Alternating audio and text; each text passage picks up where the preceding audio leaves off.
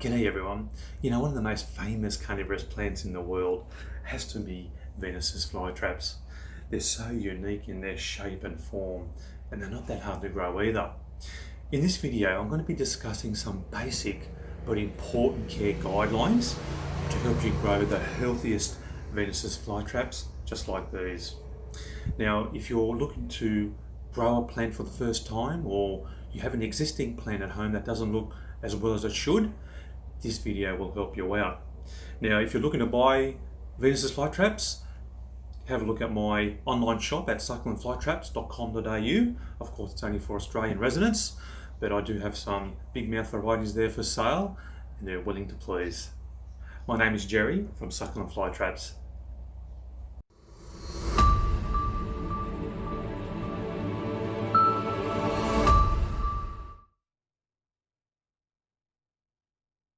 Okay, so before I start, I'm going to be assuming that you're growing your Venus's flytraps outdoors. That's where I grow mine all year round. And I'm also assuming that you're living in a temperate area where you've got the 4 seasons, spring, summer, autumn, winter. The reason is because these plants go dormant in winter, and by living in a temperate area, your plant will respond automatically to those changes in the seasons. So let's start off first with sunlight. Now, these plants here love sun. As a general rule, the more sunlight you give them, the more vibrantly coloured the traps will be. Now, not all Venus's flytraps are coloured as brightly as these, but the ones that are, the more light you give them, as I said, the more that colour contrast will come out, just as you can see right here. Now, as an absolute minimum, I recommend 4 hours of direct sunlight. So it has to be direct, just as you can see right here. If you can give them more, the better. Okay, so far we've discussed light. Another very important but basic care guideline is the quality of water that you use. I had a customer of mine who bought a Venus's flytrap from me, and after about a month or so, she started to realise that the traps were starting to look deformed. Straight away I asked her what type of water she was using, and she said it was tap water. Tap water is a big no-no for a lot of carnivorous plants, such as Venus's flytraps, North American pitcher plants. Now, the reason is because you have to understand why carnivorous plants have evolved to catch insects over millions of years. The reason is because there's not enough nutrients in the soil for them to absorb. Sure, they get some energy from the sun in the form of sunlight. However, they also need to get nitrogen, and they get that nitrogen in the form of insects that they catch in their traps. Now, remember this, they live in peat moss a lot of the times, peat moss mediums in boggy environments where there's no nutrients in the soil. By giving them tap water, what happens is you're exposing those roots to chemicals, dissolved salts and chemicals in the tap water, such as phosphates, chlorides, fluorides. Those roots then start to burn because they're not used to having those minerals and nutrients in the soil. As a result, the plant will then start to bring out those deformed traps. And of course, that's the last thing you want. Okay, so what's the best type of water to use for your Venus's flytraps? It's best to use soft water as opposed to hard water. Now, hard water is any water that has lots of dissolved salts and minerals in there. So tap water is a good example. Soft water, on the other hand, is water that has few or no dissolved salts in there. Examples of soft water is rainwater, reverse osmosis, filtered water, or distilled water. So they're all 3 examples of what soft water is. Now that I've showed you what those types of waters are, I'll show you what setup I have to use for my carnivorous plants. Okay, so this is my 100 litre rainwater tank. It's a plastic tank that I've hooked up to my downwater pipe. Whenever it does rain, some water gushes down this hose here, filling up and maintaining the level in the tank. That was my initial setup, and that's what I used to water my plants. Now, as the stock increased, I needed something a little bit more reliable, and I wanted sort of a better quality of water. That's why I ended up getting this reverse osmosis filtration unit, sometimes called the RO filter or an RO unit. This is a 3-stage, 3 canisters here, and there's also a canister, actually it's a 4-stage RO filter. So this is hooked up to the tap, and what happens is water is pushed under pressure through these filters, and it ends up coming out as pure water. Now, depending on how good your filter is, it will either come out as pure water or pretty well close to it. And that's what I now use for all my carnivorous plants. Now, these plants naturally live in areas where the soil is constantly damp, and the easiest way to replicate that natural environment is simply by placing your pot in a water tray, just as you can see right here. Now, I actually use wicks for my plants, but the easiest way is probably just to have the pot sitting in a tray like you can see right here, and all you have to do is just maintain that water level. So just pouring that water into that tray, and through capillary action that water will get soaked up, and that will keep the peat moss medium nice and damp, which is what the plants need. So as a general rule, never ever allow that peat moss to dry out, okay, because it's the quickest way to kill your plant.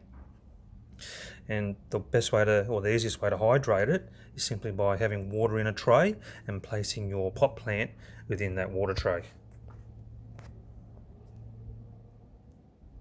Okay, so as a substitute to these water trays, you can also use these cardboard boxes. So this is a full cream milk container. It's a 2-litre container. And back in the days when I first started growing these plants, I used to cut the tops of these cardboard boxes, and I would place 2 of these 140mm high pots in there, and that looked nice, and the cardboard box did a really nice job of hydrating those plants. Now, the advantage of these boxes is that they're quite deep compared to the plastic water trays that you normally buy, and by having a deeper, a greater depth, it maximizes the length of time between watering, and that's really, really useful during those really hot summer days.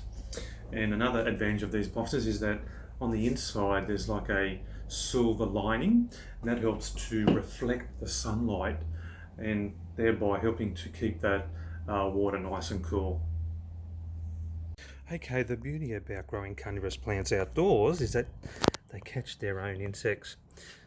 Now, you don't have to fertilise these plants because they should be getting all the fertiliser in the form of insects that they catch.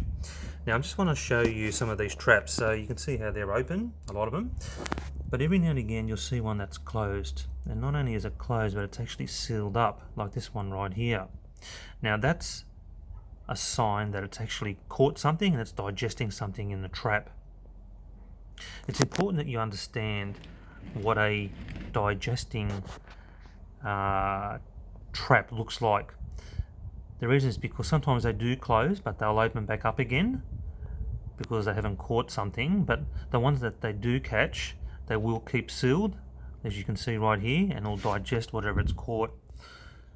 And it will stay closed like this for about, say, 10 days, and then it'll open back up again. Now, if you understand what a digesting trap looks like, then you can be sure that it is catching enough insects. That plant then, you know, is getting enough nutrients in the form of nitrogen, and you know that your plant is happy. Okay, so here's another one down here. You can see how that trap down there is sealed up. You can see how it's sort of flat on top, but it's bulging around the walls on the lower trap.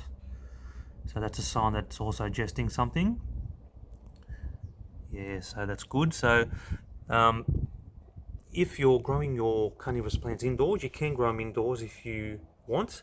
You have to make sure that they're getting enough sunlight, but you also have to make sure that they're getting enough insects.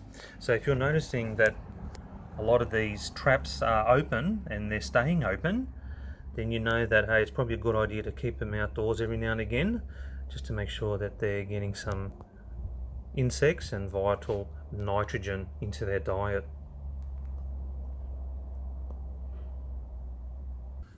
So as well as allowing your plant to catch its own prey items, what you can also do is feed your plant. Now we have a vegetable patch here in our backyard, and what I did the other day was discover a small caterpillar that was feeding on our guava tree.